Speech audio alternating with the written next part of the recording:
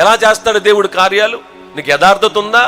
భార్యతో అబద్ధం, భర్తతో అబద్ధం, పిల్లలతో అబద్ధం, ఏమంటే స్కూల్కి వెళ్తే అబద్ధం, నీ లీవ్ లెటర్లు అబద్ధం, ఎప్పుడు మానేసిన నానమ్మ చచ్చిపోయిందని రాస్తావు, ఏమంటే కాని మాటలు మాట్లాడి అబద్ధం. నిజమిది. నోరు తెరిస్తే అబద్ధాలు మాట్లాడేసుకుంటూ దేవుని దగ్గరకు వచ్చి అసలు పాటలే అబద్ధం. ఆరోగ్యమూర్తి గారు, ఆచార్య ఆరోగ్యమూర్తి, ఆయన పేరు ఎత్తడానికి కూడా నా వయసు సరిపోదు, కానీ ఆయన మాట్లాడిన మాట నేను మాట్లాడుతాను. ఆయన అంటారు మాట్లాడుతూ, క్రైస్తవులు తొందరపడి అబద్ధాలు మాట్లాడరేమో గాని అబద్ధాలు మాత్రం పాడేస్తారు తొందరపడి, ఒక అనుభవం లేకుండా. ఈ పాటకి నా జీవితానికి సంబంధం ఉందని చూసుకోరు. నేనేదో గొప్పగా మాట్లాడలేదు, కానీ కొంతమంది రాసే పాటల్లో నా సర్వం నీవే, నా శ్వాస నీవే, నా ధ్యాస నీవే అని చెప్పి పద ప్రయోగం కోసం ఎన్ని పదాలు. ఇదంతా అబద్ధం కాదా? ధ్యాస అంతా దేవుడని నిజమా? ఇది శ్వాస పీల్చుకున్నంత సేపు దేవుడి గురించి ఆలోచించేవాడు ఉన్నారా? అబద్ధం కాదా? ఆ పాటను బట్టి పద ప్రయోగం చేసి ప్రజల్ని రేకెత్తి